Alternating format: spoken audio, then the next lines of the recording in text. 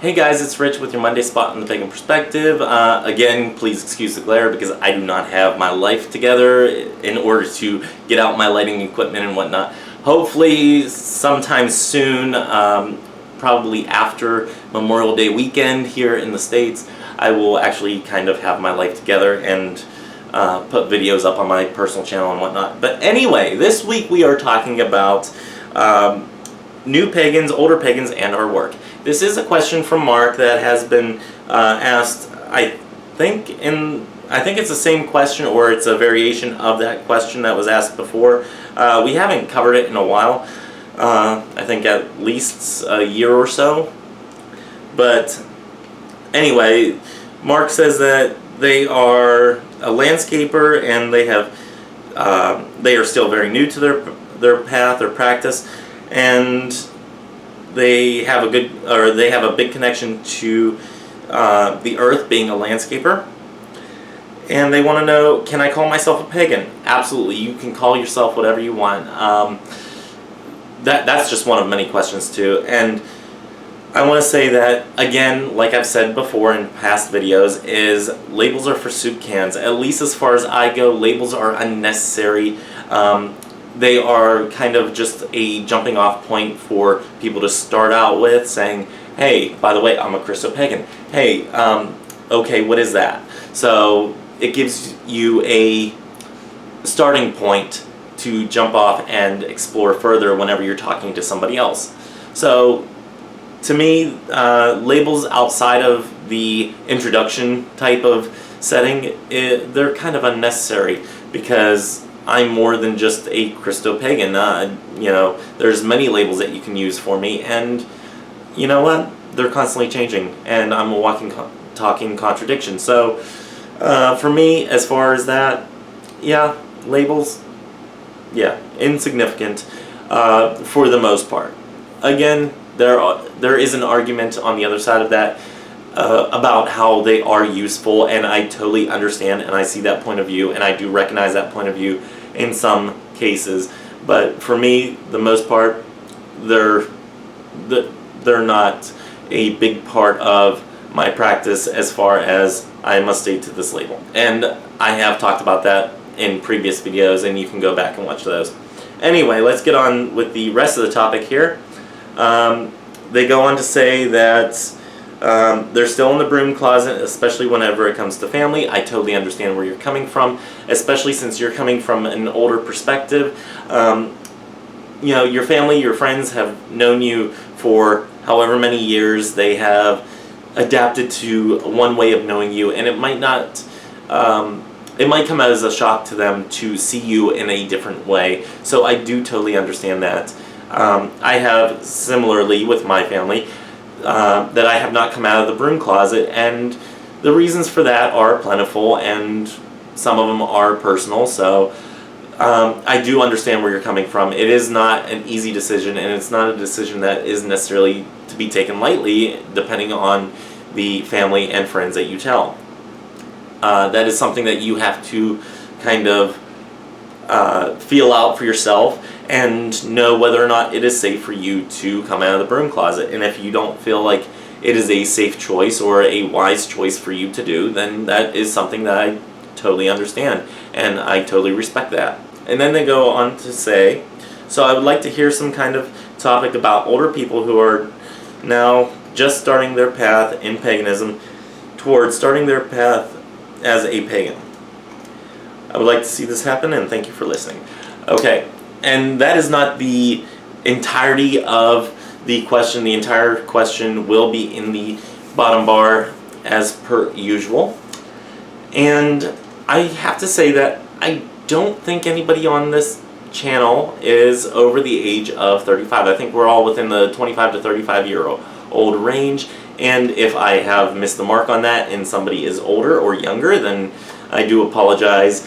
Even though we are friends on Facebook, I don't stalk the other hosts that much that I know how old each one of them are. So if I got somebody's age wrong, I do apologize for that. And I'm just saying this right here, right now, none of you look older than 35. So I'm just going to put that out there. Anyway, As for starting out as an older pagan, I started my practice, 2010. I would have been, I was born in 1986, so do the math from there. I started my practice in my 20s. So for me, I've always looked at it as I have plenty of time down the road to study this aspect of my practice, and I have plenty of time to study this aspect of my practice. I have plenty of time to study and learn and grow and really ask the big question of why I do what I do in my practice. And I don't want to sound morbid, and I don't want to say that, you know, somebody that is older isn't going to live long into their hundreds and you know, and beyond, into like the 110, 115 year range. I don't want to sound morbid and say that. However, given the approximate age of, let's say, 80 years old or 70 something odd years old, if you're in your 50s, you have about 20 years left to be on this in your practice on this path. And again, that is not to sound morbid or to kind of say, hey, I got more time than you because, hey, I could die tomorrow, and you know, that's something that I have to be at peace with. However, somebody that is older coming into the practice, I would say probably has more life experience that they can bring to their practice a lot quicker. Me, I had to kind of come into my practice, and then I had to learn, and then I had to reevaluate after being pushed down on one thing or having this life event happen or something like that. I had to learn as I go type of situation. As an older person coming to their practice, they may have already had these life experiences that I am just now stepping into. So they definitely come into their practice with advantages of having life experience.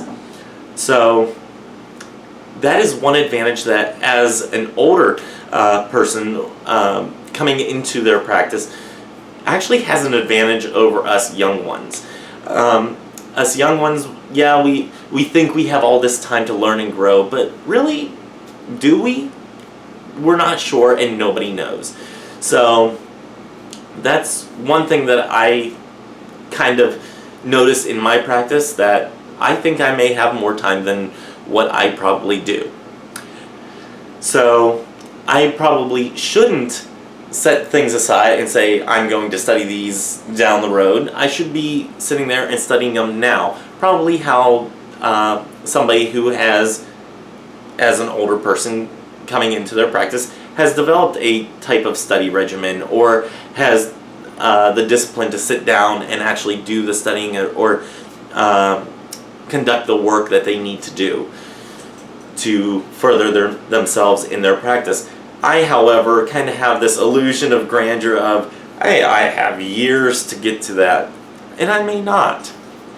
So if I want to do things that make a difference to others, I should probably not take for granted that I may have years left whenever I may have less than years left.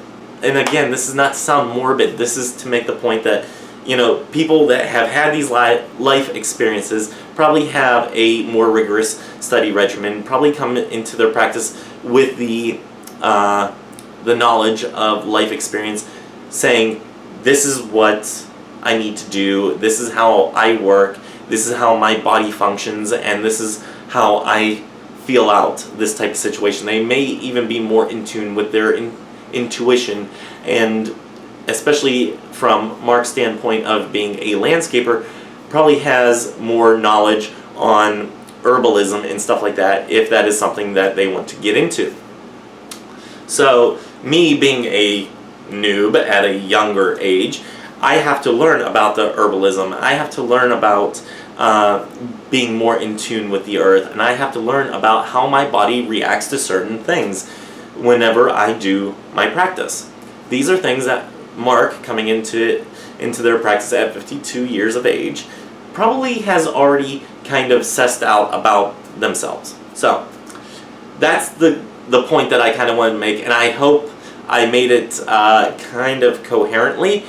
There are definite advantages of coming to your practice when being older, and there are certainly also advantages of coming to your practice when you're younger. And I think one of the big advantages is that, you know, whenever you're younger, you have more time, or you think you have more time, which is kind of a more casual, but whenever you're older, you have kind of a time clock, but you also have more life experience, so things may develop a little quicker, a little easier for you, because you have that life experience that the younger people do not have.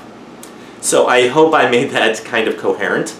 I think that's all that I have for this week's topic. Before I sign off here, I do want to remind people that we are always looking for questions, so go ahead and go into the bottom bar. There's a link to the blog.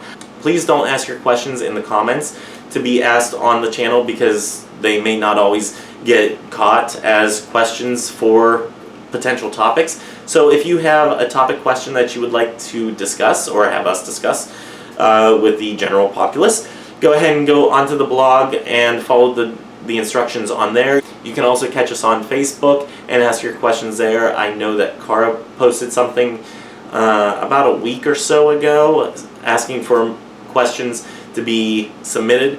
So if you find that post on the Pagan Perspective Facebook page, you can go ahead and ask questions in that post. But go ahead and go to the blog. All the details are in there on how to submit your questions, and you can always go to the Facebook page and ask them on that particular post.